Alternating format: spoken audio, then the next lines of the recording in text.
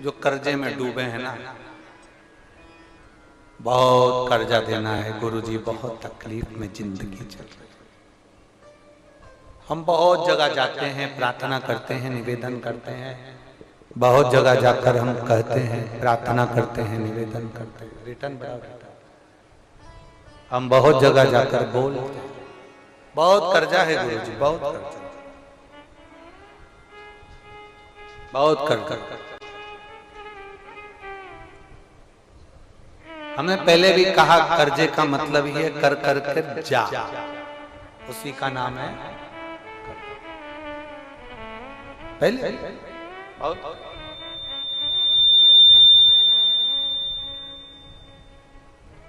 बहुत तकलीफ है।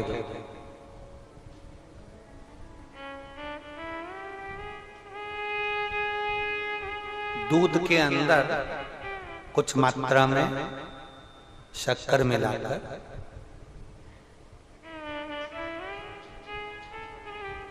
कुछ मात्रा में शक्कर मिलाकर दूध के अंदर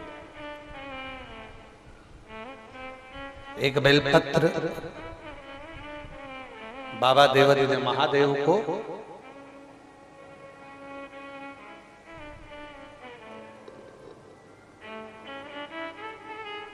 भगवान शिव को जब आप समर्पित करें तो जैसे ये शिवलिंग है और शिवलिंग की जो जलाधारी है, जलाधारी की ओर इस डंडी का मुख, जलाधारी की डंडी की, जलाधारी की ओर इस डंडी का मुख, ये से जलाधारी इधर है तो ये डंडी का मुख शिवलिंग पर इधर की ओर।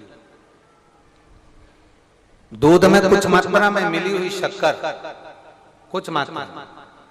हमेशा एक बात याद रखना कि जब भी सूर्य नारायण भगवान को जल दिया जाता है या शंकर भगवान को कोई जल समर्पित किया जाता है, शिव जी को जल चढ़ाया जाता है, तो जो जल चढ़ाने वाला पात्र होता है जिसमें जल भरा है या दूध भरा है या सामग्री भरी हुई है और आपको अभिषेक करना है, शंकर भगवान से अपने मन की कामना वाला पूजन करना, प्रयास करना। शक्कर डाल दी, कई लोग उसमें दूध में शक्कर को हिला दिए, मिला दिए ना, जल भरा, जल में कुछ आ गया, उंगली डालकर निकाल दिया या कोई पत्ते से या कोई फूल से या कोई सामग्री से निकाल दिया ना। हमने पहले भी कथा में कहा है, वृक्ष से तोड़े हुए फूल, और यहां तक एक कथा में वर्णन किया कि एक फूल ऐसा भी है जो तोड़ा नहीं जाता, जमीन पर गिरा हुआ फूल। कौन सा बताया था? पारिजात। उस फूल को तोड़ा नहीं जाता, वो फूल जमीन पे गिरना चाहिए, जमीन पर गिरेगा, उठाओगे तब शंकर को चढ़ेगा, वो पारिजात का फूल।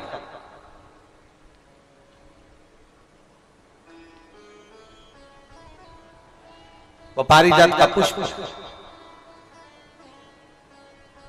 पुष्प का एक नियम है। आप वृक्ष से फूल तोड़े आपने और उसको धो दिया, वृक्ष को, टूटे हुए फूल को तुमने धो दिया या पानी के पात्र में उसको डाल दिया, पानी के पात्र में भी अगर उसको डाल दिया, तुम्हारे पास बाल्टी है, कमंडल है जिसमें पानी भरा हुआ है, लोटा है जिसमें पानी भरा हुआ है, उसमें फूल डाल दिया तुमने, वो फूल भगवान को समर्पित कर रहे हो, निकाल कर वो फूल भगवान शंकर कभी स्वीकार नहीं करेगा, कभी नहीं स्वीकार करेगा, कोई देवता उस पुष्प को कभी स्वीकार नहीं करेगा।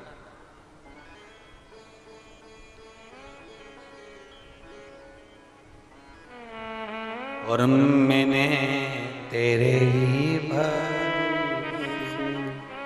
बाबा तेरे ही भरोसे, आप विश्वास के साथ उसको भजोगे, उसको विश्वास के साथ रमोगे, वो प्राप्ति होगी। अगर हमने फूल, फिर निवेदन है, दूध चढ़ाने वाले व्यक्ति याद रखना, बहुत कर्जा है, बहुत कर्जा, चूक ही नहीं रहा है। आज शिवरात्रि है, 5 शिवरात्रि को आपको ये कर्म करना, 5 शिवरात्रि, 5 के बाद में फिर अपन बात करेंगे। तुम्हारे नगर में जब कथा हो, तुम्हारे आसपास में कथा हो, तब जरूर आना और पत्र लिख कर देना कि 5 शिवरात्रि का उपाय करा था और फल मिला। 5 शिवरात्रि बेलपत्री की डंडी का मुख जलाधारी की ओर है दूध में शक्कर मिलाना, शक्कर मिलाने का मतलब है दूध का पात्र उसमें शक्कर डाल दी, पर हाथ नहीं डाला, चम्मच नहीं डाली, फूल नहीं डाला, उसको हिलाया नहीं गया।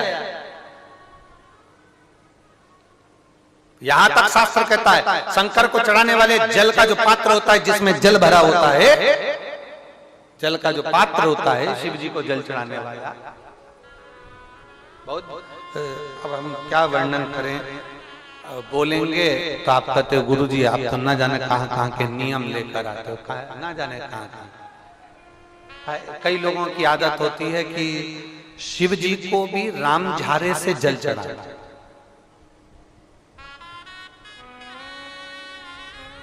राम झारा देखा है आप लोगों ने? एक इतना बड़ा कलश होता है, उसमें एक टोंटी लगी होती है, एक टोंटी लगी होती है, उसको राम झारा कहते हैं। कई लोग शंकर भगवान पर भी राम झारे से जल चढ़ाते हैं, राम झारे उसमें, क्योंकि जल भर लिया और वो टोंटी लगी, उसमें से पानी डाल, उसमें से जल चढ़ रहा ना।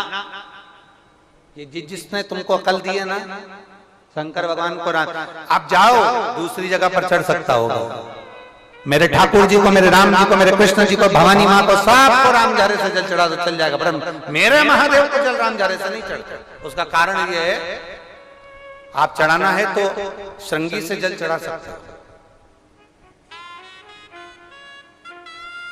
श्रृंगी से जल चढ़ा सकते हो, मना नहीं, पर राम झारे से जल, उसका केवल एक कारण है, राम झारे का जो जल होता है यहां से आने के बाद टेढ़ा मुड़कर जाता है, और मेरा भोला भंडारी तो सीधा सीधा है।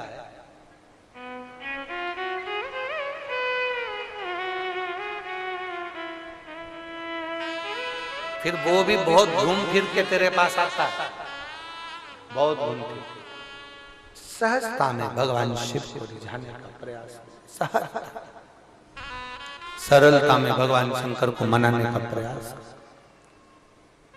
सीधा जल का पात्र लिया, बाबा पर डाल, धीरे धीरे डालो, तुम्हारी मर्जी पड़े जैसा डालो, पर आराम से बाबा को समर्पित कर, जैसा जल का पात्र है तुम्हारे।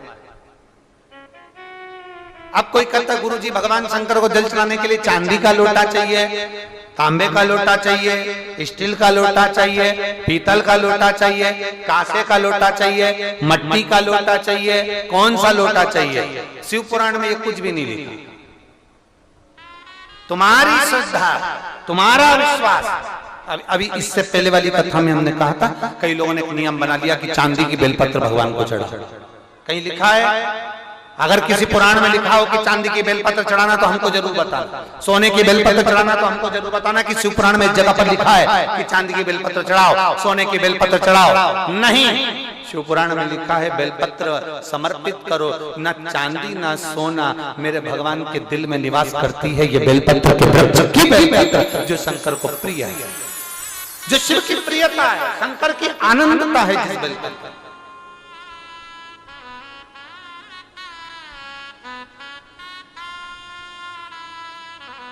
और भोले भंडारी रे दूर करो दुख मेरा, ओ त्रिपुरारी रे दूर करो दुख मेरा। बड़ी दूर से आई बाबा, बड़ी दूर से आई बाबा, दूर करो दुख मेरा, हरे त्रिपुरारी दूर करो दुख मेरा, भोले भंडारी करो दुख मेरा। आप समर्पित करें बेलपत्र की डंडी का मुख इधर, जलाधारी की ओर, जल चढ़ा, दूध चढ़ाया, शक्कर मिला हुआ, और दूध चढ़ाने के बाद में एक छोटे से पात्र में उस दूध को झेल लीजिए, फिर बाद में जल चढ़ाया। पहले पात्र में दूध को झेल लिया, उसके बाद में जल चढ़ाया, फिर जल चढ़ाया। वो जो दूध लेकर आए उसका एक बिंदी अपने दरवाजे पर या अपनी अलमारी पर या अपने व्यापार के स्थान पर दूध की एक उंगली, मात्र उतना ही दूध लेकर, उसको पीना नहीं है, उतना ही दूध लेकर आना है, केवल एक उंगली जो लग जाए द्वार। और थोड़ा मंदिर से थोड़ा जल्दी आने का प्रयास करना, क्योंकि वो दूध का जो पात्र है ना, कई लोग बहुत चतुर होते हैं, वो सूख जाता है तो उसमें एक्स्ट्रा पानी मिला लेते हैं, जिससे गीला हो जाए फिर चिपका देते हैं। दुनिया में चतुर लोग बहुत सारे पड़े हुए हैं। थोड़ा जल्दी आ जाओ मंदिर से, जिससे वो दूध की एक बूंद जो दूध लेकर आए वो सूखे ना। उस दूध की एक बूंद भी अगर आपने 5 शिवरात्रि कर लिया, 5 शिवरात्रि के बाद बात करेंगे कि कर्जा कितना रह गया और कितना चूका, फिर बात करेंगे, बात विचार कर। वो शिव औघड़ी है, शंभु औघड़ी है।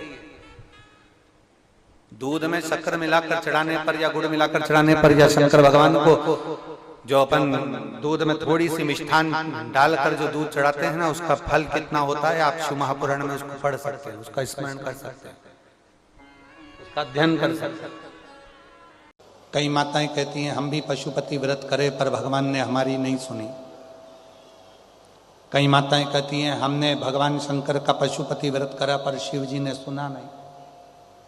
कई माताएं कहती है हमने भी पंडाल में बैठकर कथा सुनी, भगवान शंकर ने हमारी नहीं सुनी।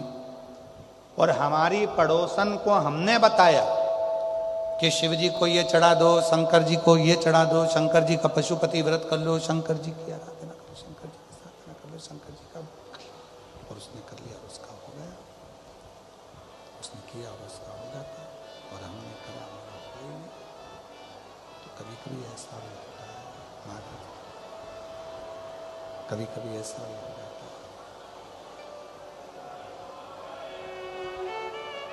शिव की साधना, आराधना, शंकर की भक्ति, शिव का स्मरण,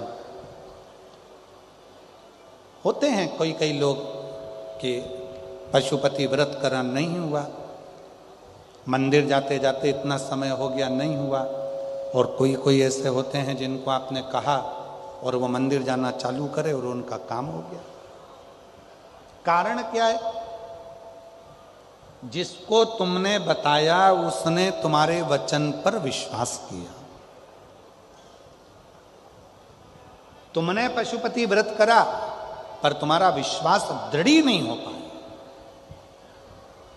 पार्वती जी ने भी तप करा, पार्वती जी ने भी साधना करी, पार्वती जी ने भी व्रत रखा, पार्वती जी ने भी अपने शरीर को कंकाल कर लिया, तप कर कर, साधना कर कर, व्रत कर कर, पार्वती जी ने भी अपना पूरा नियम व्रत धारण करा, पर शंकर भगवान प्रकट नहीं, शिव जी प्रकट नहीं। और माता सती ने जैसे ही शंकर भगवान की तप साधना करना प्रारंभ करी, जैसे ही माता सती ने शिव जी की साधना, तो शिव पुराण कहती है कि जितनी साधना, जितना तप, शंभो शंभो शंभो शंभो शंभो शंभो शंभो शंभो, जितना तप सती माता ने किया, पार्वती जी से 1000 गुना ज्यादा तप माता सती करते, सती। और देखो उसका प्रमाण कितना है। सती जी का स्वयंवर दक्ष प्रजापति ने रखा, और माता सती का स्वयंवर जब दक्ष प्रजापति ने रखा, सूचना पहुंचाई,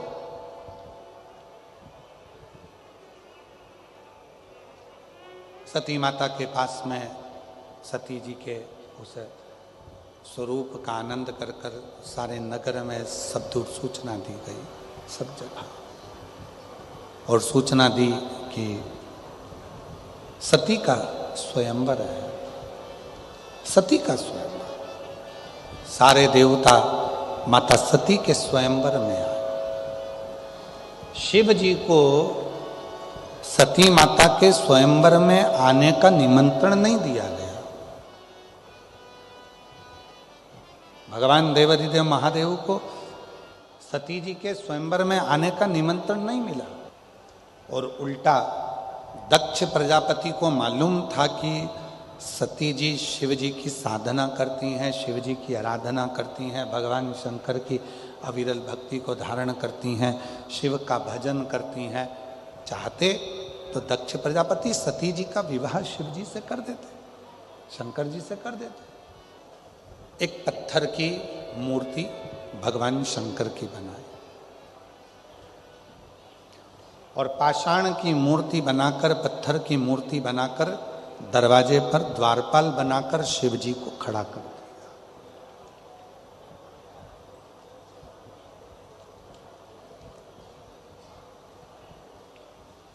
एक पाषाण की मूर्ति बनाकर, पत्थर की मूर्ति बनाकर, देवाधिदेव महादेव की पत्थर की मूर्ति बनाकर दरवाजे पर खड़ी कर दी। सारे देवता अंदर प्रवेश कर रहे थे। सबने देखा कि बताओ, ब्रह्मा जी अंदर हैं, विष्णु जी अंदर हैं, इंद्र अंदर हैं, गरुण अंदर हैं, वरुण अंदर हैं, 33 कोटि देवता अंदर विराजे हैं, पर शंकर भगवान की पत्थर की मूर्ति बनाकर दरवाजे पर खड़ा कर दी। दरवाजे पर मूर्ति खड़ी कर दी।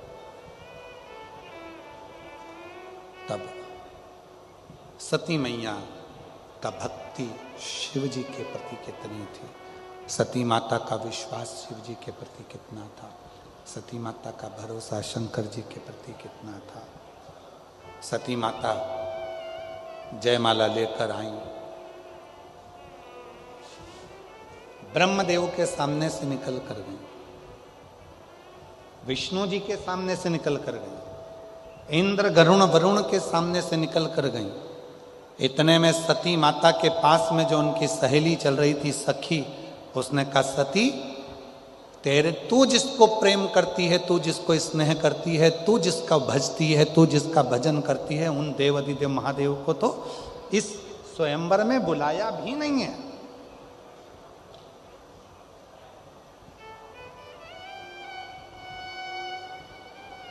इस स्वयंवर में शंकर भगवान को नहीं बुलाया, देवाधिदेव महादेव को नहीं बुलाया,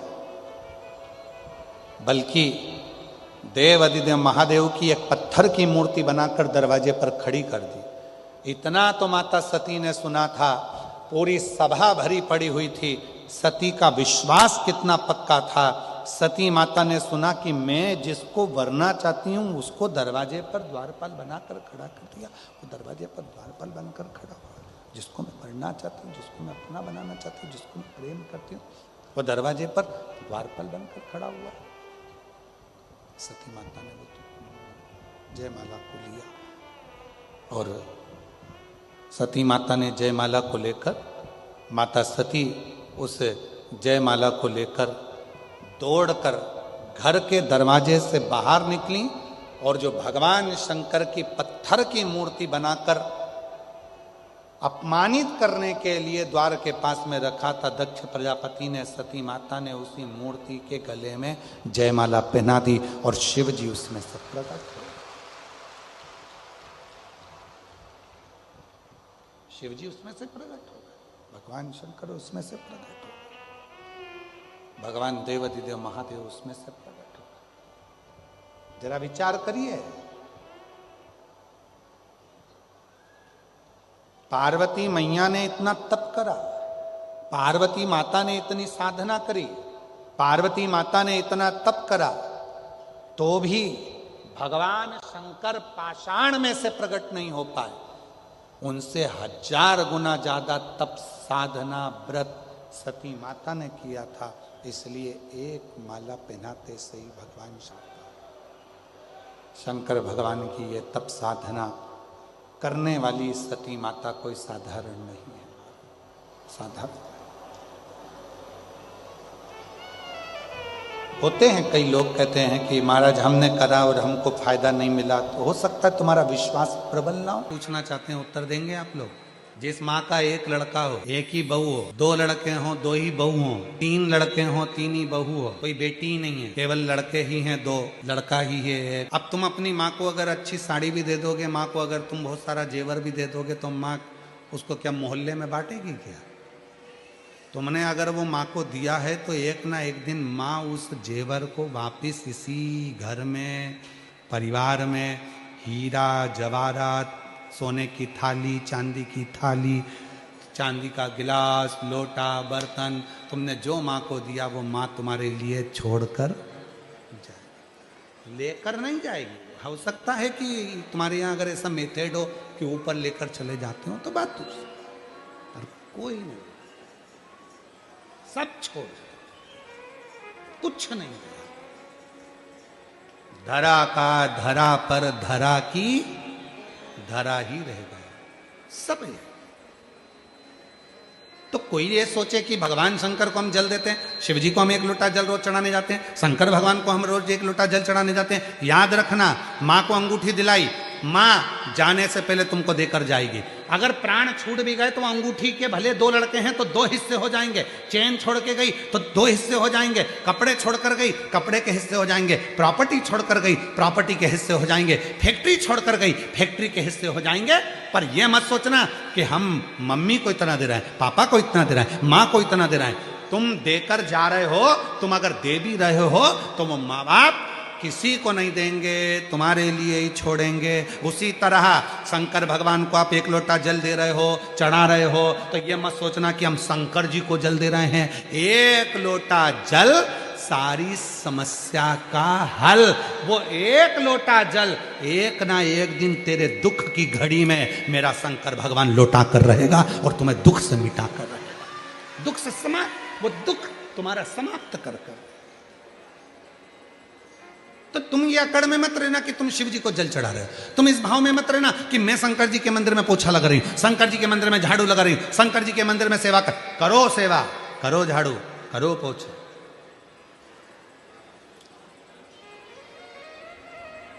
यहां लाल भाई सिंगर जी बैठे हुए हैं।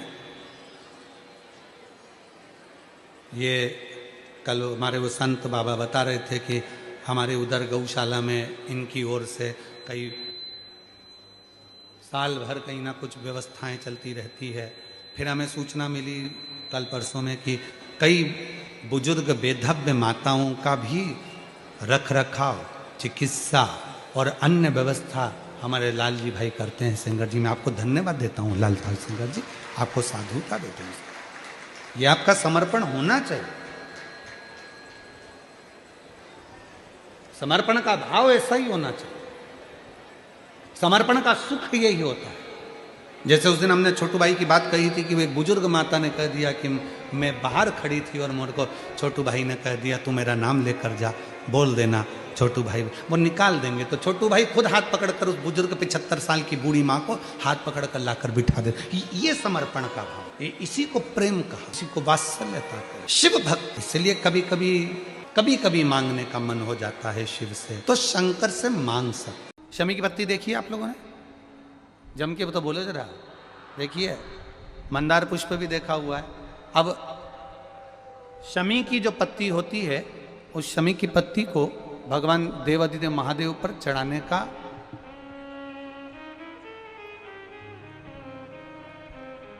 शमी की पत्ती जो होती है, उस शमी की पत्ती को चढ़ाने का एक नियम भी होता है। थोड़ा सावधानी से सुनना इस नियम को, जो आपके जीवन को सार्थक बना सकता है। शमी की पत्री को चढ़ाने का एक नियम है, बड़ा सुंदर नियम, आपके जीवन में उतारने लायक। महाराज, जब सारा श्रृंगार मेरे देवादिदेव महादेव का हो जाए, बहुत ध्यान से सुनना, ये प्रसंग आया नहीं पहले, आज अगर कुबेरेश्वर बाबा की पावन धरा पर यह प्रसंग निकला है तो उसको ध्यान से सुनिए, भाव से सुनिए। पत्ती, शमी की जो पत्ती होती है, उस शमी की पत्ती को कब, कैसे और कहाँ चढ़ाना चाहिए, और शमी की पत्ती का फल क्या होता है, वो भी अपन समझ लें उसको। शमी की पत्ती, संपूर्ण स्नान भगवान का हो जाए, संपूर्ण स्नान। आप समझे उसको, जैसे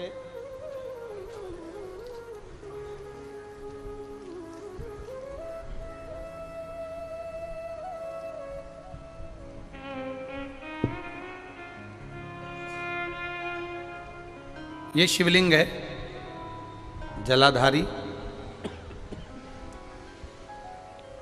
जल निकल कर जाने का स्थान, गणेश, कार्तिकेय, अशोक सुंदरी। जलाधारी मतलब माता पार्वती जी का हस्त कमल, शिवलिंग, शिव का स्वरूप। ऊपर जो जलाधारी लगी है उसमें से एक एक बूंद जो पानी नीचे गिर रहा है, जो पानी नीचे गिर रहा है, शिव जी की बेटियां जया, विषहरा, शामली बारी, दौतली, देव, शिव जी की पुत्री बेटियां। अब जब देवाधिदेव महादेव को समी का पत्ता चढ़ाया जाता है, कब चढ़ाते हैं? जब आपने संपूर्ण जलाधारी को हाथ से साफ कर दिया हो, शिवलिंग पर जल चढ़ा दिया हो, शिवलिंग का पूरा श्रृंगार आपने कर दिया हो, संपूर्ण श्रृंगार मेरे देवाधिदेव महादेव का हो गया, संपूर्ण श्रृंगार। बाबा को चंदन का लेपन, अबीर, गुलाल, अक्षत, बेलपत्र, धतूरा, जो भी तुम्हें चढ़ाना है सब कुछ तुमने चढ़ा दिया। सारा श्रृंगार मेरे देवाधिदेव महादेव का हो गया। तब शमी की पत्ती को मां जगतजननी की जो जलाधारी है उस पर मात्र स्पर्श कराकर शिव के शिवलिंग पर आखिरी में समर्पित कर देना चाहिए, जिससे हमारी मन की जो कामना है वह मां जगतजननी देवाधिदेव महादेव से उनके कानों में श्रवण करा।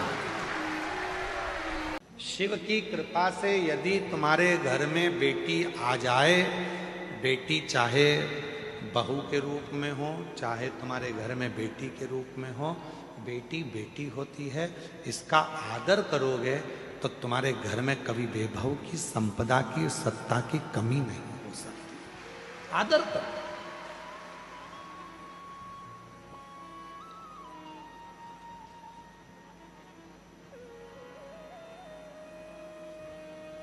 पर दक्ष प्रजापति आदर नहीं कर पाए, इसलिए उनका शीश भी कटा।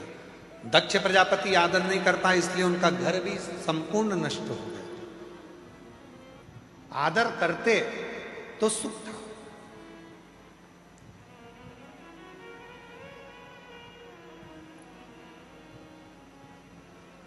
बेटी, अन्न और पानी, थोड़ा ध्यान दीजिएगा।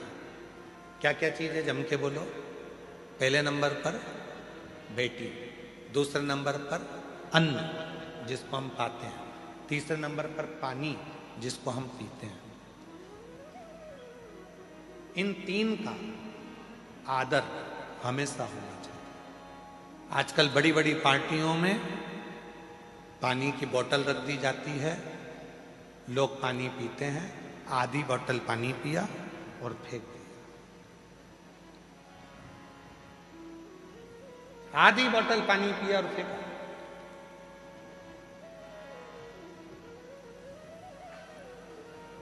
एक पानी की महत्वता महाभारत में भी वर्णन करी गई है। महाभारत के चरित्र को पढ़िए।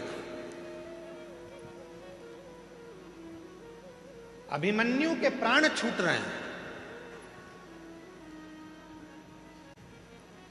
और अभिमन्यु पानी की बूंद के लिए तरस रहा है। सामने राजा कर्ण का रथ खड़ा हुआ और अभिमन्यु कह रहे हैं, कितना भी दुश्मन हो पर पानी तो पिला दो, प्यास लग रही है। चक्रव्यूह में घेर लिया गया था अभिमन्यु को, मर रहे थे, अभिमन्यु के प्राण छूट रहे थे और वो पानी के लिए तरस रहे थे, जल के लिए तरस रहे, और मांग भी रहे तो किससे? कहा दुनिया का सबसे बड़ा दानी, दुनिया का सबसे बड़ा दानदाता यदि कोई था तो वो राजा कर्ण थे। मांग भी रहे हैं तो किससे? राजा कर्ण से। जल दे दो, जल, पानी पीना है। अभिमन्यु कह रहा है, प्राण छूट रहे हैं, मुझे पानी दे दो। पास में जल की छाजल रखी थी। छाजल जानते हो आप लोग? जम के तो बोलो, छाजल जानते हो? एक मोटा सा, ना जाने ऐसा कोई कपड़ा आता है और कपड़ा इधर से सिला रहता है, इधर से सिला रहता है, चारों तरफ से उसमें इधर से सिलकर एक मुंह बना रहता है, उसमें पानी भर दिया जाता है और मुंह को बांधकर गाड़ियों में उसको टांग देते हैं तो पानी ठंडा होता रहता है, उसको पीते हैं। और रथ में, कर्ण के रथ में पानी की छाजल टंगी हुई थी और राजा कर्ण से पानी मांगा जा रहा था। अभिमन्यु कह रहे मुझे जल दे, और राजा कर्ण ने पानी का अपमान कर कर उस पानी की छाजल को उसके पास में पटक दिया, पर वो पानी अभिमन्यु को पीने को नहीं दिया, पीने को नहीं।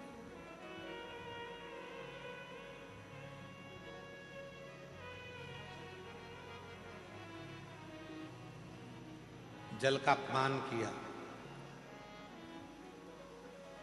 हमारा निवेदन है, शादियां करो आप, मना नहीं है, शादियों में पानी भी रखो, मना नहीं है, पर वो पानी की जो बोतल है उस पानी पर एक लाइन बोतल में लिख देना चाहिए कि मैं जल हूं, आने वाले समय का कल हूं, मेरा सदुपयोग करो।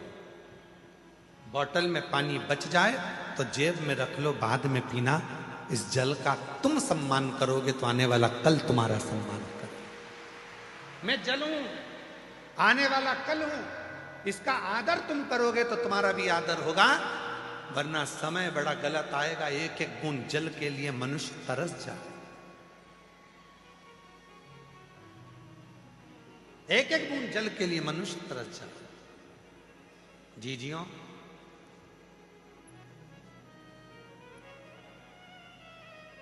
हर वर्ष रुद्राक्ष महोत्सव आता है। ये गर्मी का थोड़ा समय आ जाता है जिसमें पानी की जरूरत पड़ती है, और इतना पानी कुबेरेश्वर धाम पर नहीं होता। इतना पानी नहीं है कुबेरेश्वर धाम पर।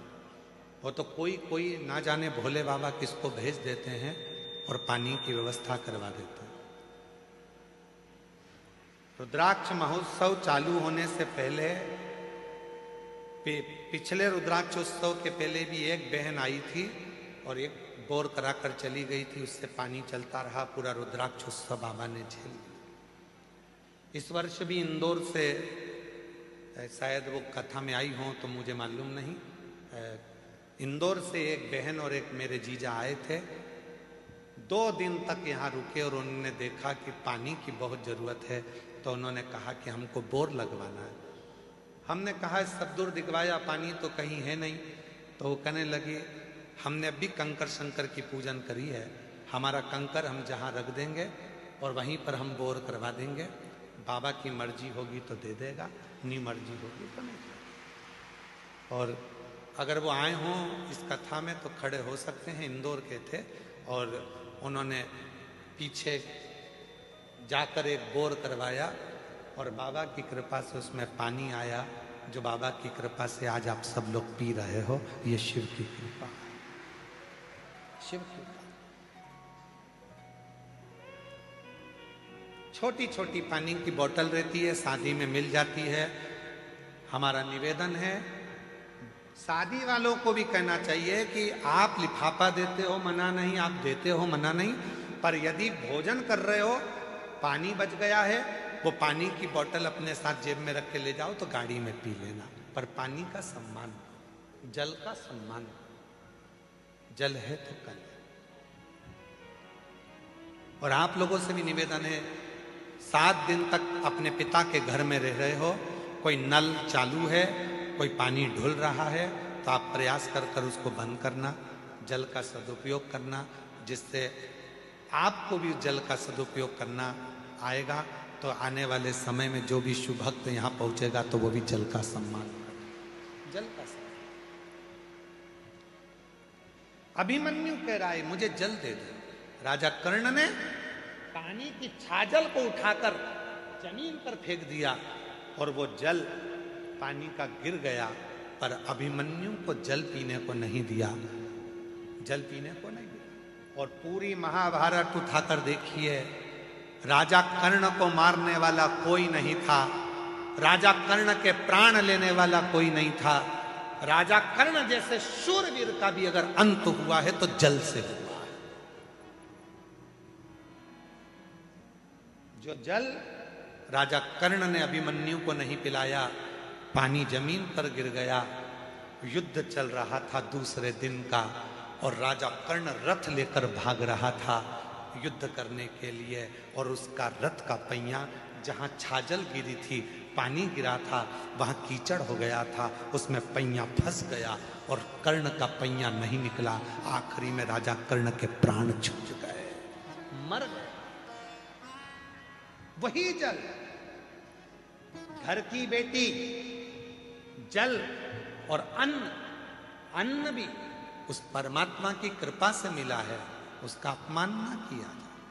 भोजन की थाली में उतना लीजिए जितनी जरूरत है, घर में भी भोजन उतना लीजिए जितनी जरूरत है, जितना पा सकते हो। ज्यादा आ गया उसको निकाल कर एक कागज में रख लो।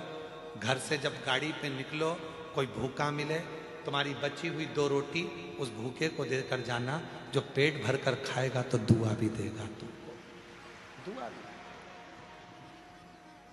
बेटी का भी सम्मान करो, जल का भी सम्मान करो, अन्न का भी सम्मान करो, ये बहुत जरूरी। श्री शिवाय नमस्तु भयम। दोस्तों, जैसा कि आप सभी लोग जानते हैं कि 21 फरवरी 2026 यानी शनिवार को पड़ रही है फाल्गुन महीने की शुक्ल पक्ष चतुर्थी तिथि। और दोस्तों, ये वह तिथि जो फाल्गुन महीने में पड़ने वाली सबसे बड़ी तिथि है, क्योंकि ये शनिवार के दिन पड़ रही है और हमारे हिंदू धर्म में इसका बहुत ही बड़ा और विशेष महत्व होता है। पूज्य गुरुजी ने कहा है कि अगर कभी भी मौका लग जाए और फाल्गुन महीने की चतुर्थी तिथि शनिवार को पड़ जाए, तो आप लोगों को सिर्फ और सिर्फ 1 रुपए के सिक्के का उपाय तो अवश्य ही करना चाहिए, क्योंकि दोस्तों इन दोनों का संयोग बहुत ही कम आता है। इसी के साथ दोस्तों, गुरुजी ने कहा है कि जब भी फाल्गुन महीने का शनिवार चतुर्थी तिथि पड़े, तो आप लोगों को सिर्फ और सिर्फ 1 रुपए के सिक्के वाला उपाय तो अवश्य करना चाहिए। यह उपाय इतना खास है कि अगर आपने सही मुहूर्त पर सही क्रिया अनुसार 1 रुपए के सिक्के वाला उपाय कर लिया, जो प्राचीन काल के समय का महा उपाय है, तो मान के चलिए दोस्तों, माता लक्ष्मी जी के आशीर्वाद से आपके जीवन का कितना ही बड़ा दुख क्यों ना हो, उससे आपको मुक्ति मिलती है। जाएगी आपकी कोई भी मनोकामना हो। मान लीजिए आप नौकरी की तैयारी कर रहे थे, आपकी नौकरी लग जाएगी, आपका बंद पड़ा व्यापार चल पड़ेगा। जिस बीमारी से आप बहुत दिनों से परेशान थे, उस बीमारी से आपको मुक्ति मिल जाएगी। आपके जीवन में धन आना शुरू हो जाएगा, आपके जीवन में धन आने के सभी रास्ते खुल जाएंगे। और मान के चलिए दोस्तों, फिर आपको किसी भी प्रकार की परेशानी का सामना नहीं करना पड़ेगा। इसीलिए दोस्तों, इस दिन आप लोगों को इस वाले उपाय को जरूर कर लेना है। भले ही अपने पूरे साल भर इस उपाय को ना किया हो, पर अगर आपने इस फाल्गुन महीने में पड़ने वाले शनिवार चतुर्थी तिथि के दिन अगर इस वाले उपाय को कर लिया, तो आपको इस उपाय को करने का वो फल मिलेगा जिसकी आपने कभी कल्पना भी नहीं करी होगी। इसीलिए आप लोग इस 1 रुपए के सिक्के वाले उपाय को एक बार जरूर करने का लेना, ताकि आप लोगों के हाथ से यह सुनहरा मौका ना जा सके और आपको इस उपाय को करने का फल मिल सके। दोस्तों, ये उपाय पंडित जी ने अपनी अभी की ही शिव महापुराण की कथा में बताया है, जो आज हम आपको बहुत अच्छे से समझाने वाले हैं इस वीडियो को देखने के लिए। बात इस उपाय को समझने के लिए आपको कोई और दूसरी वीडियो को देखने की जरूरत नहीं पड़ेगी। तो दोस्तों, इस उपाय को आपको कैसे करना है, कब करना है, कहां पर करना है, और उपाय को करते समय आपको किन किन गलतियों को नहीं करना है और आपको किन किन बातों का ध्यान रखना है, ये सारी जानकारी हम आपको इस वीडियो में देंगे। तो चलिए दोस्तों, वीडियो में आगे बढ़ते हैं। लेकिन उससे पहले अगर आप भी चाहते हैं कि माता रानी का आप पर सदैव बना रहे, तो वीडियो को लाइक करें, चैनल को सब्सक्राइब करें और कमेंट बॉक्स में जय माता लक्ष्मी जरूर लिखें। और अपने फायदे के लिए, अपनी गरीबी दूर करने के लिए इस वीडियो को पूरा देखकर जाना, तभी आपको लाभ की प्राप्ति होगी। यदि आज आपने वीडियो को बीच बीच में से देखा, काट कर देखा, तो जीवन में आपको कभी सफलता हासिल भी नहीं होगी।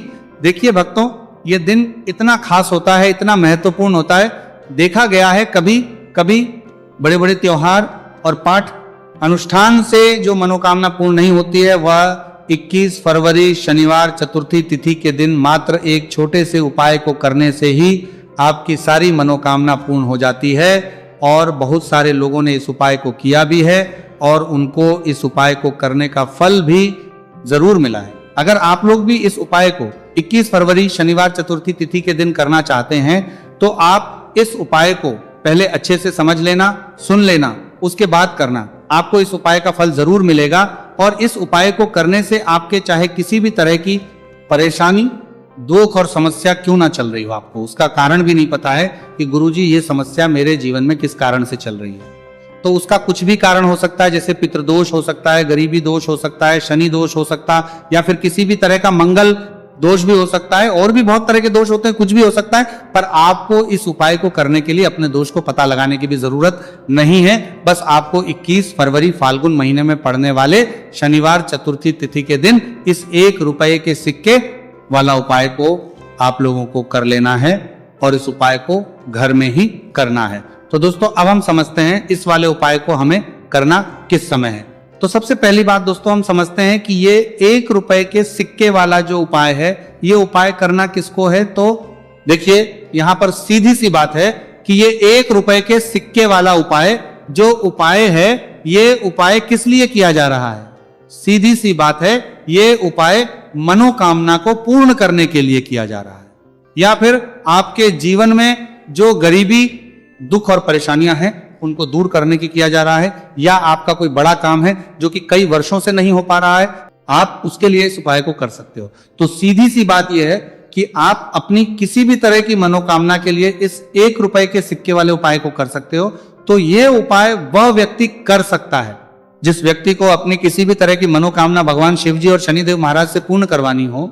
और अगर कोई भी माताएं बहनें अपने घर की सुख और शांति के लिए, घर में धन समृद्धि को बढ़ाने के लिए रुपए के सिक्के वाला उपाय करना चाहती है, तो घर की जो बड़ी माताएं बहनें होंगी वह इस 1 रुपए के सिक्के वाला उपाय को विशेष रूप से करें, क्योंकि माताएं बहनें घर की लक्ष्मी होती है, और जब घर की लक्ष्मी 1 रुपए के सिक्के वाला उपाय करती है तो उसका फल ही बहुत जल्दी मिल जाता है और बहुत बड़ा होकर मिलता है। अथवा इसको कोई भी व्यक्ति कर सकता है, इसमें कोई दिक्कत वाली बात नहीं है, चाहे वो बड़ा हो, चाहे वो छोटा हो, चाहे वो बच्चा ही क्यों ना हो। जिस व्यक्ति को, जिस माता ये 1 रुपए के सिक्के वाला उपाय अच्छे से समझ आ गया, वो व्यक्ति इस 1 रुपए के सिक्के वाला उपाय को 21 फरवरी शनिवार चतुर्थी तिथि के दिन जरूर करें, क्योंकि उसको इस उपाय को फल बहुत ही जल्दी मिल जाएगा। क्योंकि 21 फरवरी शनिवार चतुर्थी तिथि के दिन भगवान शिव जी और शनिदेव महाराज बहुत आसानी से प्रसन्न हो जाते हैं। तो अब हम समझते हैं कि इस 1 रुपए के सिक्के वाला उपाय को आपको करना कैसे है, और इस उपाय को करने का जो समय है वो क्या है। तो दोस्तों 21 फरवरी शनिवार चतुर्थी तिथि के दिन किए जाने वाले यह 1 रुपए के सिक्के वाला जो उपाय है, यह मुख्य रूप से सुबह का समय होगा, प्रातः काल का समय होगा। किस समय होगा? सुबह का समय होगा। बस आपको कोशिश यही करनी है कि सुबह के समय हम इस 1 रुपए के सिक्के वाला जो उपाय को कर लें। पर किसी कारणवश अगर आप सुबह को इस उपाय को न कर पाओ, आपको कहीं काम जाना हो या किसी और काम की वजह से आप उपाय को न कर पाओ, तो आपके फिर दूसरा और अंतिम मौका रहेगा, जो कि शाम के समय का रहेगा, प्रदोष काल का रहेगा। अब दोस्तों प्रदोष काल का समय भी बहुत ही लोगों के मन में सवाल खड़ा हो जाता है कि दोस्तों ये प्रदोष काल का समय होता कब है, कितने बजे से लेकर कितने बजे ये समय होता है, ताकि हमें उपाय करने का समय पता लग जाए। तो हम आपको बता दें, प्रदोष काल का जो एक समय होता है, शाम का समय, वो होता है शाम के 6 बजे से लेकर शाम के 7 बजे के बीच का। इस समय के बीच में आप उपाय को करेंगे तो आपको उस उपाय का जरूर फल मिलेगा। तो के 6 बजे से लेकर शाम के 8 बजे के बीच में आप लोग इस 1 रुपए के सिक्के वाला जो उपाय को कर सकते हो, क्योंकि 21 फरवरी शनिवार चतुर्थी तिथि का दिन है। ये दिन बहुत ही कम आता है पूरे साल भर में, सिर्फ एक बार, इसीलिए जब आपको मौका मिल जाए, जब आप इस उपाय को जरूर कर लेना। 21 फरवरी शनिवार चतुर्थी तिथि के दिन बस कोशिश यही करना कि समय के थोड़ा अंतर्गत ही कर लो। पर किसी कारणवश अगर आप इस उपाय को ना कर पाओ तो फिर आप थोड़ा देरी से भी कर सकते हो, उपाय का फल जरूर मिलेगा। पूज्य गुरु जी ने कहा कि जब भी 21 फरवरी शनिवार चतुर्थी तिथि का दिन पड़े तो आपको सिर्फ 1 रुपए के सिक्के वाला उपाय करना है। इससे आपके जीवन में अगर धन वैभव की समस्या चल रही है, अगर आप रुपए पैसों के लिए बहुत ज्यादा परेशान रहते हैं, आर्थिक तंगी चल रही है, कई बार आप प्रयास बहुत करते हैं, मेहनत बहुत करते हैं, लेकिन आपको धन हासिल नहीं हो पाता है, आप मेहनत करने के बावजूद भी सफल नहीं हो पाते, आप अपने व्यापार में असफल हो जाते हैं, नौकरी करने के प्रयास में असफल हो जाते हैं, किसी भी कार्य में अगर आप असफल हो रहे हो या फिर आपको धन हानि हो रही हो, तो गुरुजी ने कहा कि आपको ये छोटा सा उपाय इस 21 फरवरी शनिवार चतुर्थी तिथि के दिन जरूर करना चाहिए। तो चलिए भक्तों, जानते हैं इस विशेष उपाय के बारे में। लेकिन उससे पहले एक प्रार्थना, अगर आप इस चैनल पर नए हैं तो आप इस वीडियो को लाइक करें, चैनल को सब्सक्राइब करें, और कमेंट बॉक्स में आप अपनी राशि या अपना नाम जरूर डाल दें, क्योंकि हम राशि जुड़ा भाग्य भी बताते हैं और भाग्य में चल रही परेशानियों को दूर करने के लिए वह आसान से आसान उपाय भी बताते हैं। देखिए भक्तों, आज का वीडियो बहुत ही खास होने वाला है, क्योंकि 21 फरवरी शनिवार के दिन किए जाने वाले 3 विशेष उपाय आज आपको इस वीडियो में बताए जाएंगे। यह उपाय आप अपनी समस्या के अनुसार कर सकते हैं। इन उपायों में आपको धन हासिल के उपाय बताए जाएंगे, आपकी मनोकामना पूर्ति के उपाय बताए जाएंगे। किसी भी तरह के संकट चल रहे हैं, समस्याएं चल रही, तो उनको दूर करने के उपाय बताए जाएंगे। चलिए जानते हैं पूज्य गुरु जी द्वारा बताए गए सबसे पहले और सबसे खास उपाय के बारे में। इस उपाय के लिए आपको सबसे पहले जरूरत पड़ेगी 1 रुपए के सिक्के की। अब ये 1 रुपए का सिक्का 21 फरवरी शनिवार के दिन इस जगह पर रख देना। 1 रुपए का सिक्का 1 महीने में बन जाओगे करोड़पति। जी हाँ दोस्तों, आज की वीडियो ही खास है, विशेषकर वह लोग जो कि अपने जीवन में धन को लेकर परेशान हैं, जिनके पास पैसे की कमी लगातार बनी रहती है, मेहनत करने के बाद भी जीवन में सफलता नहीं मिलती है और जीवन में जितनी मेहनत करते हैं उतनी मेहनत का फल नहीं मिलता है। मतलब लगातार घर में कर्जे की समस्याएं बढ़ रही हैं, पैसे की समस्याएं बढ़ रही हैं, पैसा घर में आ नहीं रहा है या फिर फिजूल खर्ची बहुत हो रही है। तो 1 रुपए से उपाय करके आप भी अपने जीवन से गरीबी को हमेशा के लिए दूर कर सकते हैं। निर्धनता कभी लौट कर नहीं आएगी और मां लक्ष्मी की कृपा आपके ऊपर बरसती रहेगी। तो 1 रुपए के सिक्के का उपाय न केवल कि आपके जीवन में धन को लेकर आएगा, बल्कि धन को बहुत तेजी से बढ़ाने का काम करेगा। और उपाय इतना सरल है कि इस उपाय को कोई भी व्यक्ति कर सकता है, महिलाएं भी कर सकती हैं, पुरुष भी कर सकते हैं, बच्चे भी इस उपाय को कर लें। इतना सरल आज की वीडियो में उपाय आपके लिए लेकर आए और इस उपाय को करने में अलग से आपको कुछ भी करने की जरूरत नहीं है। तो देखिए, जो 1 रुपए के सिक्का का उपाय आपको बताएंगे वीडियो में, इस उपाय को आपको पूरा देखना है, वीडियो को लास्ट तक देखना है, जिससे कि उपाय आपको अच्छे से समझ आए। साथ ही साथ कुछ ऐसे उपाय आज की वीडियो में आपको बताने वाले हैं जिससे कि आपकी मनोकामना भी पूरी होगी और आपको आपके शत्रुओं से भी छुटकारा मिल जाएगा। अगर आपके शत्रु है या फिर नजर दोष से आप बहुत ज्यादा परेशान रहते हैं, तो नजर दोष के लिए भी उपाय आज की वीडियो में बताने वाले हैं। तो कर लेते हैं सबसे पहले उपाय की, जो कि 1 रुपए के सिक्के से आपको करना है और यह है रोग से मुक्ति के लिए। मतलब आपके घर में अगर कोई व्यक्ति ऐसा है जो बीमार है, ठीक उसका स्वास्थ्य हो नहीं पा रहा है, तो आपको यह उपाय करना है। देखिए आपको करना क्या है, 1 रुपए का सिक्का लेना है, साथ ही साथ आपको एक कटोरी में सेंधा नमक लेना है। अब सेंधा नमक और 1 रुपए का सिक्का, ये दोनों चीजें आपको रोगी व्यक्ति, जो भी आपके घर में बीमार है या जिसका स्वास्थ्य ठीक नहीं रहता है ना, उसके सिरहाने आपको रख देना है। जहां भी वो व्यक्ति लेटता है, जहां भी वो व्यक्ति आराम करता है, उसके सिरहाने को रख देना है और ही रखकर उसे छोड़ देना है। इससे होगा क्या कि बहुत जल्द उनके स्वास्थ्य में सुधार होने लगेगा और बीमारियां आपके घर से दूर होने लगेंगी। तो बहुत ही उत्तम उपाय है। जो लोग बहुत ज्यादा बीमारियों से परेशान रहते हैं या धन की बर्बादी जिनके घर में लगी रहती है, तो ये पहला उपाय है। अब बात कर लेते हैं दूसरे उपाय की। तो दूसरा उपाय जो अब आपको बताने जा रहे हैं, ये भी 1 रुपए के सिक्के से ही है और इस उपाय को करने से कभी भी पर्स ढंग से खाली नहीं होगा। हमेशा आपके पर्स में पैसा आता रहेगा, आपका पर्स पैसों से भरा रहेगा। तो उन्हें क्या करना है, 1 रुपए का सिक्का लेना है, इसे अच्छे से आपको साफ कर लेना है। साथ ही साथ आपको क्या करना है, बहुत ही छोटी सी एक पीले रंग की कौड़ी लेनी है और ये 1 रुपए का सिक्का और ये कौड़ी आपको अपने पर्स में रखनी है। हमेशा इसे साथ रखें और फिर आप देखें कि आपके पास पैसा कैसे आता है, कैसे रुकता है और कैसे आपका पर्स धन से भरता चला जाता है। बहुत ही उत्तम उपाय है। जो लोग कहते हैं कि पैसा पर्स में आता नहीं, पैसा पर्स में रुकता नहीं, या फिर हमारे भाग्य में ही शायद गरीबी निर्धनता लिखी है, तो जो लोग धन को लेकर बहुत ज्यादा परेशान हैं, वो लोग इस उपाय को जरूर से करें। तो 1 रुपए के सिक्के का बहुत ही उत्तम उपाय है, जो आगे हम आपको बताएंगे, लेकिन उससे उपाय बता देते हैं। नजर दोष को और अपने शत्रुओं को कैसे दूर करना है। देखिए, नजर अगर किसी व्यक्ति को लग जाए, उसके पैसे को लग जाए, तो अच्छा खासा घर बर्बाद हो जाता है।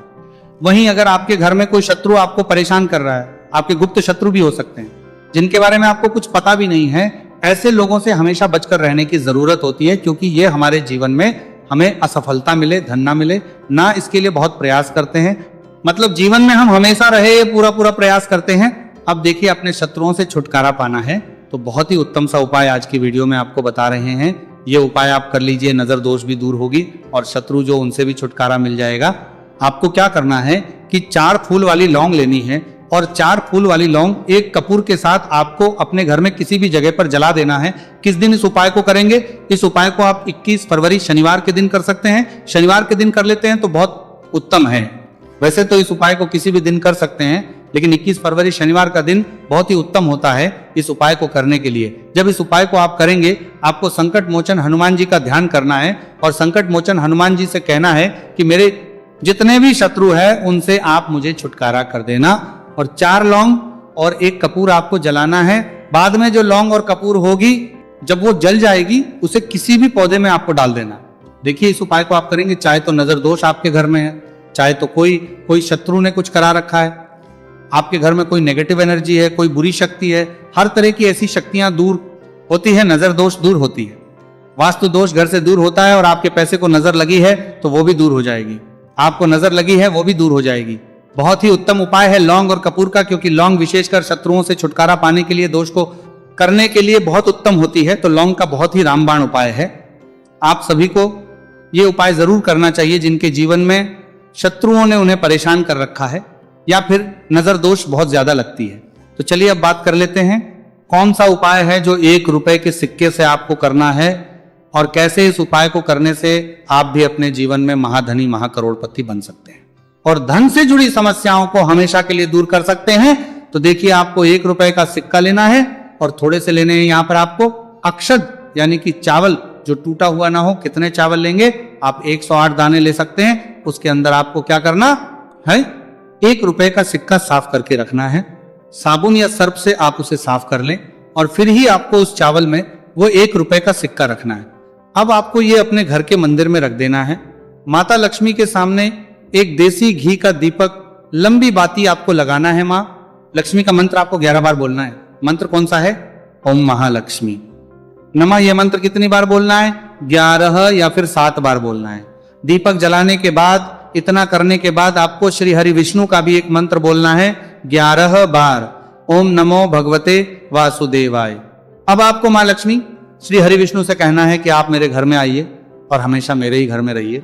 अपनी कृपा मुझ पे रखना, इतनी कृपा मुझ पे कर देना। इतना कहने के बाद आपको क्या करना है कि इस तरह से पूजा जब आप कर लेंगे, अगले दिन वह चावल यानी कि वह अक्षर और 1 रुपए का सिक्का उठाना है। एक लाल रंग के कपड़े में इसे रखना है। छोटी सी पोटली बनानी है और धन रखने वाले स्थान पर, मतलब जहां भी आप अपना पैसा रखते हैं, जहां से आप पैसे का लेन देन करते हैं, एक पैसा ऐसी जगह हम रखते हैं जहां से हम पैसे को जल्दी नहीं निकालते हैं।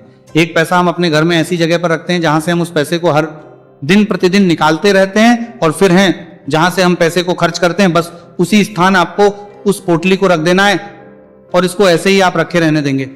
इतना उपाय कर लीजिए, फिर देखिए आपके जीवन में कैसे पैसा आता है, कैसे पैसा बढ़ता है और कैसे पैसे की यानी धन की वर्षा आपके घर में होती है। साथ ही साथ मनोकामना पूरी अगर आपको करनी है तो मां लक्ष्मी को आपको प्रतिदिन कम से कम 11 दिन तक एक लाल फूल अर्पित करना है और उनसे अपनी मनोकामना है, बड़ी से बड़ी विश, बड़ी से बड़ी इच्छा भी आपकी पूरी हो जाती है जब इस उपाय को आप करते हैं। बहुत ही उत्तम और बहुत ही विशेष ये उपाय है, जरूर से आप इस उपाय को करें। चलिए भक्तों, अब अगले उपाय की बात करें। अगर आप कोर्ट कचहरी से जुड़े किसी मामले में बुरी तरह से फंसे हैं और उससे पीछा छुड़ाना चाहते हैं तो शनिवार के दिन थोड़ी सी उड़द की दाल लेकर पीपल के पेड़ के पास जमीन में दबा दें और पीपल के पेड़ के सामने दोनों हाथ जोड़कर अपनी परेशानी से छुटकारा पाने के लिए प्रार्थना करें। अगर आप अपने घर की सुख समृद्धि बनाए रखना चाहते हैं तो उसके लिए शनिवार के दिन एक लोटा जल में थोड़े से काले तिल मिलाकर पीपल की जड़ में डाल दें और प्रार्थना करते हुए पीपल के पेड़ की 5 परिक्रमा करें। आज के दिन ऐसा करने से आपके घर की सुख समृद्धि बनी रहेगी। शनिवार के दिन व्रत रखना बहुत लाभकारी माना जाता है। इस दिन पीपल की विशेष पूजा की जाती है। दोस्तों, शनिदेव को करने के लिए शनिवार दिन शाम को पीपल के पेड़ के नीचे जल चढ़ाकर तिल के तेल का दीपक जलाना चाहिए। इससे शनिदेव बहुत प्रसन्न होते हैं। प्रत्येक शनिवार बस इस प्रकार आप पीपल की पूजा कर ले, चमत्कार फिर आप खुद महसूस करेंगे। शनिवार के दिन कौवे को रोटी खिलाने से शनिदेव प्रसन्न होते हैं, इसीलिए शनिवार को कौवे को खाना जरूर खिलाएं। इससे आपकी बड़ी समस्याओं का समाधान हो जाता है। जीवन में आ रही परेशानियां अपने आप खत्म हो जाती है। शनिवार को गरीब जरूरतमंद लोगों को दान करना बहुत लाभकारी माना जाता है। शनिवार के दिन गरीब लोगों को काला छाता, कंबल, उड़द, शनि चालीसा, काला तेल, जूता, चप्पल आदि का दान करें। इन वस्तुओं के दान से शनिदेव काफी प्रसन्न होते हैं और भक्तों के सारे दुखों को दूर करते हैं। शनिवार के दिन दान का विशेष महत्व माना गया है। दोस्तों, आपको ये वीडियो कैसा लगा हमें कमेंट में जरूर बताएं। अगर आप माता लक्ष्मी के सच्चे भक्त हैं, आप माता लक्ष्मी का प्यार आशीर्वाद पाना चाहते हैं तो जल्दी से वीडियो को लाइक करके चैनल को सब्सक्राइब करें और कमेंट बॉक्स में जय मां लक्ष्मी जरूर लिखें, जिससे अगली आने वाली वीडियो आप तक पहुंच सके। धन्यवाद दोस्तों, फिर मिलेंगे कल अगली नई वीडियो के साथ। भगवान शंकर शिव के मस्तक पर, पिंडी पर, शिवलिंग पर धतूरा पहली बार चढ़ाया गया तो फुलेरा दूज का दिन था। इसलिए शिव महापुराण की कथा कहती है जिस दिन कोई मुहूर्त नहीं हो, कोई काम नहीं हो, उस दिन केवल फुलेरा दूज के दिन आप किसी भी दुकान का, व्यापार का, व्यवसाय का, जन्म का, आदि का कोई भी मुहूर्त कर लो, वो कभी ठप नहीं हो सकता, वो बढ़कर ही चलेगा। सारी जिंदगी के कांटे निकल जाते हैं, सारी जिंदगी के कांटे समाप्त हो जाते हैं फुलेरा दूज। कहते हैं दुनिया में सब दिन का दान, सब दिन का पुण्य समाप्त हो सकता है, और फुलेरा दूज का दान, पुण्य, सत्कर्म, भजन, कीर्तन, नाम स्मरण समाप्त नहीं होता। चक्कर आ जाते हो, अचानक गिर जाते हो, हापड़ी भराने लगती हो थोड़ा सा चलने पर, श्वास फूल जाती हो ज्यादा चढ़ने पर, उनके लिए विशेष है कि धतूरे की जड़ को, धतूरे का जो फल होता है उसकी जड़ महाराज निकाल कर, धोकर, उसको घिसकर शंकर भगवान पर उसका लेपन कर दीजिए। थोड़ी सी जड़ शिव जी पर चढ़ा दीजिए फुलेरा दूज के दिन। उस जड़ को पानी चढ़ाकर वापिस लेकर आ जाइए। जो मिर्गी का मरीज होता है, जिसको दमे की शिकायत होती है, श्वास की होती है, चलने में हापड़ी भरा जाती हो, फुलेरा दूज के दिन दोपहर के समय पर उसको वो जड़ केवल 3 या 4 बार सुगंध में सुंगा दी जाती है, तो मिर्गी की बीमारी समाप्त हो जाती है, और जिसको दमा श्वास फूलता है उसको भी आराम लग जाता है। फुलेरा दूज के दिन उसके लिए नित्य आनंद का सुख दे जाती है। और भी ध्यान दें, जिसको बहुत भारी बीमारी हो, डॉक्टर कह रहे हैं कि ऑपरेशन की जरूरत है, ऑपरेशन कराना पड़ेगा, गांठ हो गई है, ये हो गया है, वो हो गया है, निवेदन है एक धतूरा फुलेरा दूज के दिन भगवान शंकर के शिवलिंग पर समर्पित करें, और 5 बेलपत्र नंदीश्वर भगवान पर अर्थात भगवान नंदी पर समर्पित करें। जीवन में कितनी बड़ी भी बीमारी होगी वो आगे नहीं बढ़ सकती, ऑपरेशन की जरूरत नहीं पड़ सकती, वो केवल फुलेरा दूज पर हो, केवल फुलेरा दूज के दिन, उसके सिवाय नहीं। और वो 15 मार्च को है, मौका मिला है, आनंद से। धतूरा होता है विषैला, कैसा होता है? विषैला, बहुत विष होता है धतूरे के अंदर। पर महाराज भगवान शिव को वो समर्पित किया जाता है, जैसे पार्वती जी को लगा जब कोई साथ नहीं दे रहा, पार्वती जी को लगा जब कहीं से सुख का अनुभव नहीं हो रहा, आनंद का अनुभव नहीं हो रहा, पार्वती जी ले गई धतूरा, पार्वती मैया ले गई उस बेलपत्र को शिव को। और प्रयास करना, अगर दुख है तो एक धतूरा समर्पित कर कर, एक लोटा पानी अवश्य समर्पित कर। उनके लिए भी कहूंगा जिनको शरीर में दाद हो जाती है, खाज हो जाती है, या खुजलियों का क्रम हो जाता है, उनके लिए भी महाराज धतूरे का पानी, धतूरा एक लोटे में डाल दो, पानी रख दो उसमें, उसके अंदर थोड़ा सा चंदन डालकर वो पानी शिव जी को समर्पित कर दो। वही पानी को लेकर आ जाइए और कुछ देर तक शरीर में लगाकर बैठ जाइए महाराज। वो केवल फुलेरा दूज का है महाराज, उसको शरीर में लगाकर थोड़ी देर बैठ जाइए, 15-20 मिनट तक। शरीर के अंतर्गत कोई वस्त्र ना हो, उस वस्त्र को उतार कर उसको लगाकर बैठ जाओ। 2.5 से 3 महीने में दांत खाज, किसी भी चर्म रोग होगा, वो धीरे धीरे समाप्ति की ओर हो जाएगा। महाराज फुलेरा दूज का महत्व शास्त्र कहता है, भले इसको छुपाकर रखा गया हो शास्त्रों के अनुसार, पर इसकी महत्वता, जो दुकान, जो व्यापार, जो व्यवसाय, और पहले भी आपको कहा, मान लो आप शिवरात्रि के दिन रात को भगवान शंकर को धतूरा चढ़ाते हो व्यापार व्यवसाय के लिए, और वो धतूरा आप शिवरात्रि के दिन सुबह 4 बजे से पहले नहीं बांध सकते, तो उस धतूरे को फुलेरा दूज के दिन लाल वस्त्र में बांधकर अपने व्यापार वाली जगह पर बांध दो। जीवन में कभी व्यापार नीचे नहीं जाएगा, बढ़ता ही चला जाएगा। और उनके लिए भी निवेदन करूंगा जिनके यहाँ कर्जा बहुत है, बहुत कर्जा है, चूक ही नहीं रहा, पैसा ही नहीं रहा, व्यापार चले तो कर्जा चूके, उनके लिए भी निवेदन करूंगा, एक धतूरा बेलपत्री के पेड़ के नीचे शिवलिंग का निर्माण कर कर फुलेरा दूज के दिन उस धतूरे को अपनी कामना कर कर हल्दी में भिंगोकर उसको भगवान शंकर को समर्पित कर दीजिए, अपनी कामना कर कर। उसी हल्दी की एक बिंदी अपने साथ में रुमाल में लगाकर अपने व्यापार व्यवसाय की जगह पर लेकर जाइए। कर्जा धीरे धीरे धीरे धीरे जब चूकेगा, जब लक्ष्मी आएगी, तो लक्ष्मी की वृद्धि भी वो करता महाराज। ये फुलेरा दूज के उपाय। जिस दिन माँ जगतजननी जगदम्बा अम्बा स्वयं भगवान शंकर को मौन होकर देखकर विलापित होती हैं, नैनों से नीर बहता, शिव को हुआ क्या, शंकर को क्या हुआ है, योगरदानी को हुआ क्या।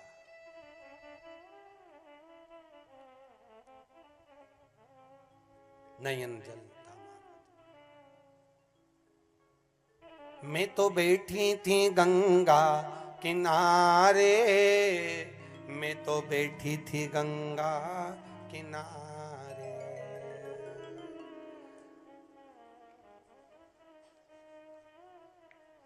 ऐसा धक्का दिया ओ भोलेनाथ, दिल तुझको दिया ओ भोलेनाथ। भगवान शिव ओगड़दानी, त्रिकालदर्शी, कैलाशी, अविनाशी, इस चित्तवृत्ति के मन की बात को धारण करने वाले,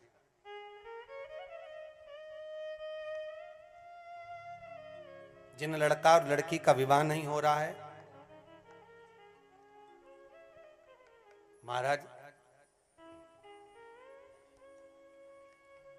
विवाह के लिए बहुत परेशान हो गए, उनके लिए भी 5 बेलपत्र, 1 धतूरा, 5 शमी पत्र अशोक सुंदरी वाले स्थान पर, चाहे मंगल हो, चाहे राहु हो, चाहे केतु हो, सारे ग्रह भले अनुकूल है नहीं है, प्रतिकूल है नहीं है, वो अपने अनुसार उसको लेकर शमी पत्र, बेलपत्र और धतूरा हाथ की हथेली में रखकर, जिसका मंगल विवाह नहीं हो रहा, बहुत कष्टप्रद है, हाथ में रखकर अशोक सुंदरी, अशोक सुंदरी का स्थान सबको मालूम है ना, भगवान शंकर की जलाधारी पर शिवलिंग, पार्वती जी का हस्त कमल, जहां से चरण जल नीचे जाता है, राइट भाग गणेश जी का स्थान, लेफ्ट भाग कार्तिकेय का स्थान, जलाशय में से, जलाधारी में से जो जल नीचे गिरता है बूंद बूंद, वो शंकर भगवान की 5 लड़कियां, जया, विषहरा, शामरीवारी, दोतली और देव, शंकर जी की 1 लड़की और अशोक सुंदरी 6ठे नंबर की, उसका स्थान, इन पानी जो जाता है उसके बीच में जो मोटी सी लाइन होती है, उस मोटी सी लाइन पर जो स्थान है वो अशोक सुंदरी का स्थान है। किसका स्थान है? अशोक सुंदरी।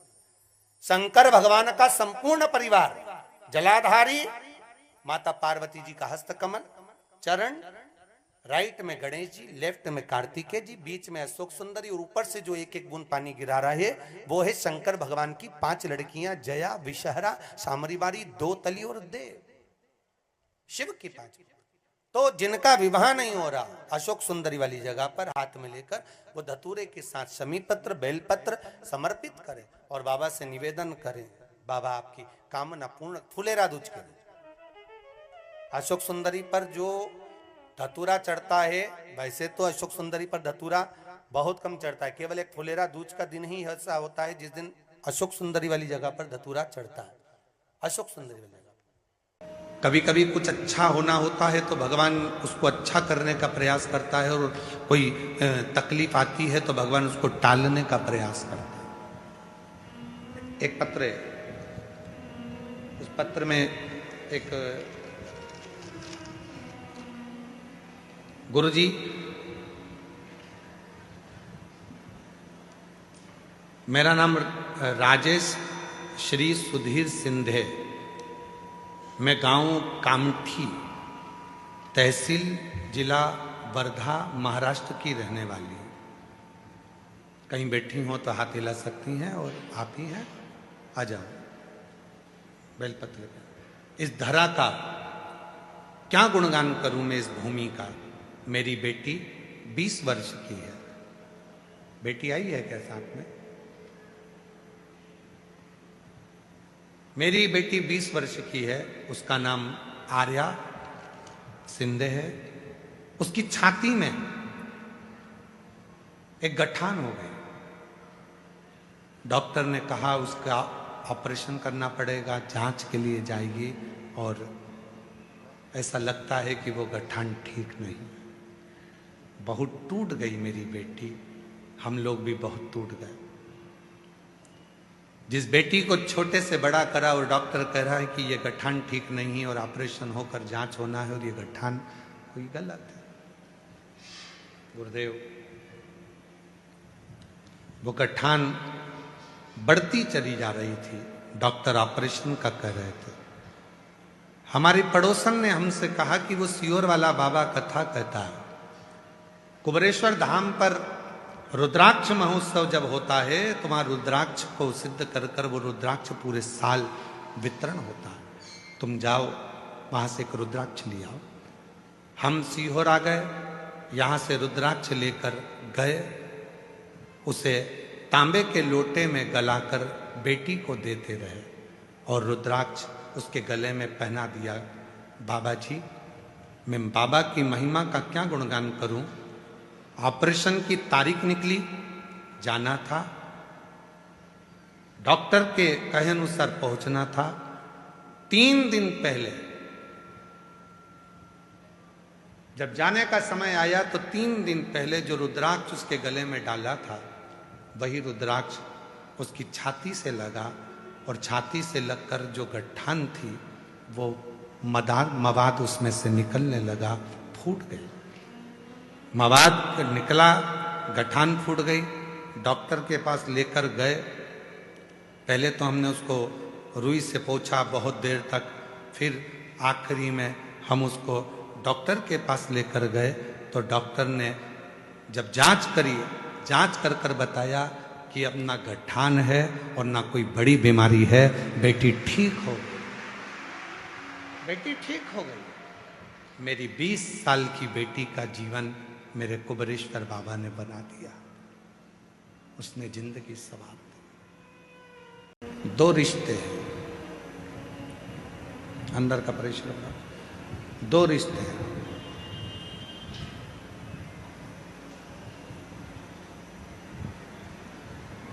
एक आपका परिवार से रिश्ता, इसकी एक उम्र होती है।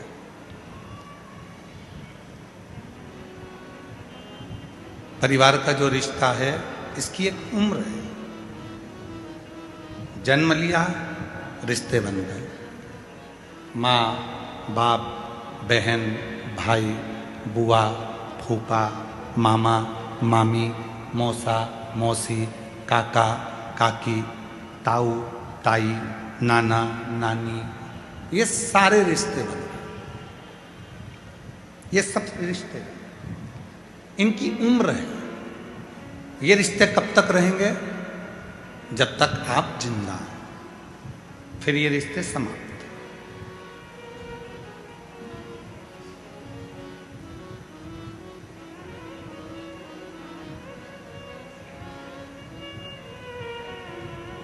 वो रिश्ते फिर समाप्त हो जाते हैं। एक रिश्ता वो होता है जो जन्म लेने के बाद से मरने तक रहता है, और एक रिश्ता वो होता है जन्म नहीं लिया उसके पहले से लेकर मरोगे उसके बाद तक एक रिश्ता चलता है, उसकी उम्र नहीं होती। वो रिश्ता है शिव से रिश्ता, क्योंकि शंकर की कोई उम्र नहीं है। संसार के लोगों की उम्र है, तो एक उम्र तक का रिश्ता होता है। शिव जी की कोई उम्र नहीं है। आप कहोगे कि भोलेनाथ जी की उम्र का अंदाजा कैसे लगा सकते हैं, तो आप खुद जरा विचार करिए। सती माता प्रसूति के गर्भ से जन्म लेती हैं और गोदी में माता सती है। 33 कोटि देवताओं को बुलाया गया, उसमें भगवान देवाधिदेव महादेव आकर खड़े हुए। सती मैया शिव जी को देख रही हैं, शिव सती को देख रहे, सती शिव को, शिव सती को देख। रिश्ता अब सती मां गोदी में है और भोलेनाथ जी का विग्रह, भोलेनाथ जी का स्वरूप कितना विशाल। किसने जाना?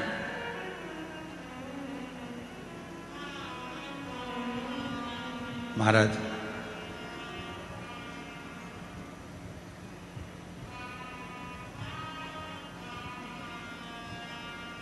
जब भगवान देवाधिदेव महादेव का विवाह सती जी के साथ में हो रहा था,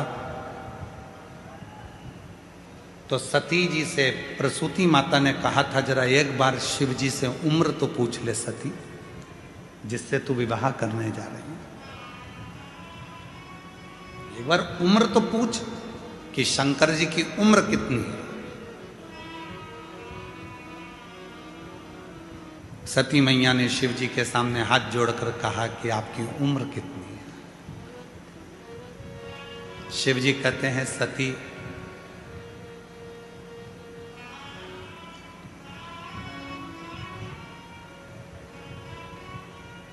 ए सती, तेरे 88 लाख जन्म तो मैंने अपनी आंखों से देखे हैं। कितने जन्म? 88 लाख जन्म तेरे मैंने अपनी आंखों से देखे हैं, और तेरे पिता के करोड़ों करोड़ों जन्म मैंने इन नेत्रों से देखे हैं। अब तू अंदाजा लगा ले कि मेरी उम्र कितनी हो।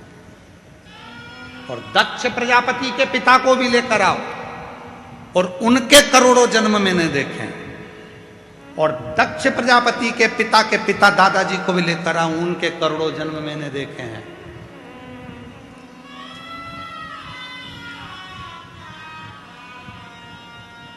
तो सती ने कहा, आपकी कोई उम्र नहीं है कि आप 50 साल, 60 साल, 100 साल, 80 साल, 90 साल, 1000, 5000, जैसे कहा जाता है राम जी महाराज की इतनी उम्र थी, भगवान कृष्ण की इतनी उम्र थी, इतनी उम्र के ये थे। तो क्या आपकी कोई उम्र नहीं? आपकी कोई उम्र नहीं?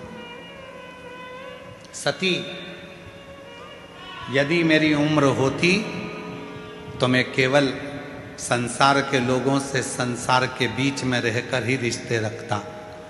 मेरी उम्र का ठिकाना नहीं है, क्योंकि मैं अमर हूं। इसलिए जो जन्म लेता है, जो मेरा होता है, जो जन्म नहीं लिया, मां के गर्भ में भी आया, तब भी मैं उसका साथ देता हूं। बाहर निकलता है तो भी साथ देता हूं, मरता है तो भी साथ देता हूं, मरने के बाद भी साथ। एक रिश्ता, एक संबंध जो मुझसे दुनिया के लोग जोड़ लेते हैं, वो संबंध वो प्रबल संबंध होता है कि वो संबंध कभी खत्म नहीं होता, समाप्त ही नहीं होता। और कोई पिछले जन्म के अच्छे कर्म मुझे बाबा तेरा साथ मिला। कोई पिछले जन्म के अच्छे कर्म मुझे बाबा तेरा साथ मिला। जहाँ सारी दुनिया झुकती है, जहाँ सारी दुनिया झुकती है, मुझे वो आली दरबार मिला, दरबार मिला। कोई पिछले जन्म के अच्छे कर्म मुझे बाबा तेरा साथ मिला। कोई पिछले जन्म के अच्छे कर्म मुझे बाबा तेरा साथ मिला। जिसने जान लिया, जिसने वेद को, शास्त्र को पढ़ा है, ध्यान करा है, स्मरण करा है, वो जिंदगी में पहचान गया कि शिव है क्या।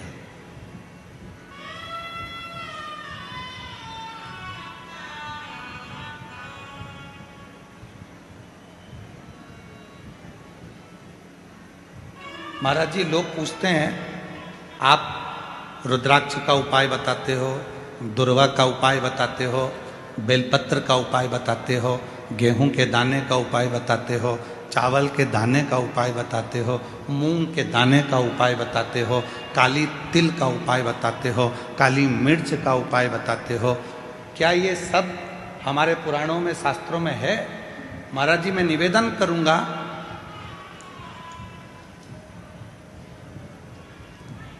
फ्रांस के राजा नेपोलियन ने अपनी वाणी में एक शब्द कहा। नेपोलियन ने कहा कि धरती पर मनुष्य जन्म लेने के बाद तुम्हें जो चाहिए वो तुम्हें मिल सकता है। कैसे? बस तुम्हें जो धरती पर चाहिए वो कहीं ना कहीं किसी ना किसी पुस्तक में हमारे पुरखों ने लिख दिया है। उस लिखे को तुम अनुभव करना चालू कर दो और तुम्हें दुनिया का सारा सुख प्राप्त हो जाए।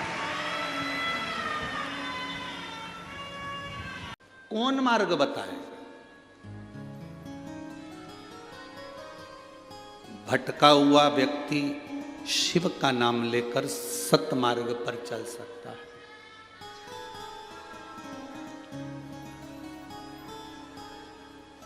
हम शंकर जी को जल कहां बैठ के चढ़ाते हैं?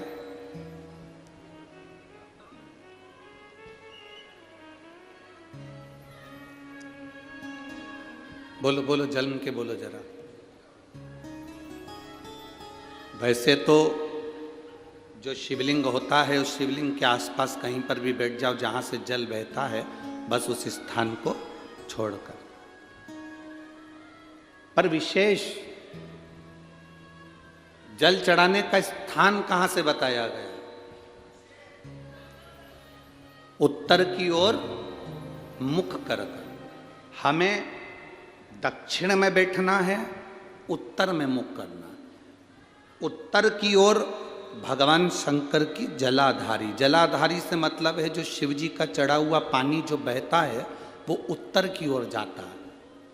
तो हम कहां बैठते हैं? बोलो बोलो जम के, दक्षिण की ओर। मान लो शिव जी का पानी इधर जा रहा है तो तुम्हें इधर बैठना है, शिव जी का पानी इधर जा रहा है तो तुम्हें इधर बैठना है। वैसे तो शंकर के शिवलिंग के आसपास कहीं पर भी बैठकर पूजन कर सकते हो, पर विशेष कोई कामना होती है, विशेष कोई मनोकामना है और आपका दुख जब कटता नहीं है, आप हार जाते हो, तब उस समय पर दक्षिण में बैठकर जहां उत्तर की ओर मुख कर कर भगवान देवाधिदेव महादेव को जल समर्पित किया जाता है। उत्तर दिशा में ऐसा क्या है कि शंकर जी का जल उत्तर की ओर जाता है? ये उत्तर और दक्षिण, ये दो दिशा तो हमारे यहाँ बड़ी विचित्र मानी जाती है। हमारे यहाँ सबसे अच्छी दिशा, कोई मकान भी लेता है तो कहता है पूरा पश्चिम का मकान होना चाहिए। कोई मकान ले, पूर्व का मकान हो, पश्चिम का मकान हो, कोई दुकान ले तो कहते हैं पूरा पश्चिम का मकान दुकान हो। पर मेरा वो घरदानी तो उत्तर दक्षिण का आनंद लेता, उत्तर दक्षिण। ऐसा दक्षिण दिशा में ऐसा क्या है कि शंकर जी का चढ़ा हुआ जल दक्षिण में ही जाता है? यहां तक शिव महापुराण की कथा कहती है, मान लो आपके घर में छोटा सा शिवलिंग है, आपके घर में छोटा सा शिवलिंग है, उस शिवलिंग को आपने थाली में रख लिया। थाली में रखने के बाद में गूंज रहा है आवाज, थाली में रखने के बाद उस थाली में शिवलिंग को रख लिया, आपने उसको स्नान कराया। थाली में भी अगर शिवलिंग रख रहे हो तो उस शिवलिंग का जो दिशा है वो उत्तर की होना चाहिए। भले आप मंदिर में पूरा पश्चिम में बैठे हो, आपके घर का मंदिर तो पूरा पश्चिम में ही होगा, आपके घर का मंदिर कहाँ होगा? पूरा पश्चिम में। पर शिवलिंग की दिशा कहाँ रखना है? उसकी जलाधारी की दिशा कहाँ रखना है? जम के बोलो जरा, उत्तर। आप मंदिर में पूरा पश्चिम में बैठो, आपके घर के मंदिर में आप पूरा पश्चिम में बैठ के पूजन करो, क्योंकि आपका मंदिर पूरा पश्चिम ही होगा। ऐसा कोई घर नहीं जिसके घर के अंदर मंदिर पूरा पश्चिम में नहीं है। आप पूरा पश्चिम में बैठो, पर शिवलिंग को थाली में भी रखो तो उसकी जलाधारी उत्तर की होना चाहिए। आपने अगर स्नान कराया है, शंकर भगवान के शिवलिंग का जल जो आप लेकर जा रहे हो विसर्जन करने के लिए, शिवलिंग का चढ़ा हुआ पानी जो भगवान को हम घर में स्नान कराते हैं, भगवान को घर में नहलाते हैं, स्नान का जो जल होता है उसको हम ले जाकर जब वृक्ष में डालते हैं, उस समय पर शंकर का घर में चढ़ा हुआ जल जब हम ले जाकर उसको डालते हैं वृक्ष में, अगर आपका ध्यान उत्तर की ओर है, आपका मुख उत्तर की ओर है, भले आप जल डाल रहे हैं पर मुख यदि आपका उत्तर की ओर है तो आपकी मनोकामना पूर्ण होती ही है, ये निश्चित है।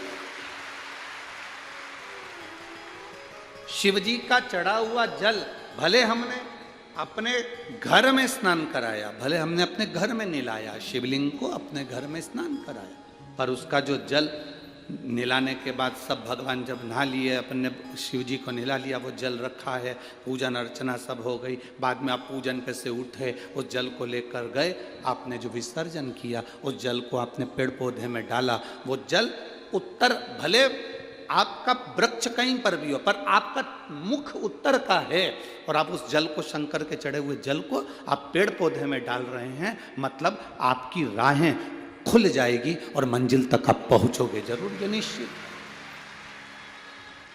ये निश्चित था। किस किस के घर में शिवलिंग है? हाथ उठाओ जरा, सबके यहाँ है, रखिए। समझने वाली बात है, ये आज की कथा में, जलगांव की कथा में ये प्रसंग निकला है, तो आपके जीवन की सार्थकता रखने वाले।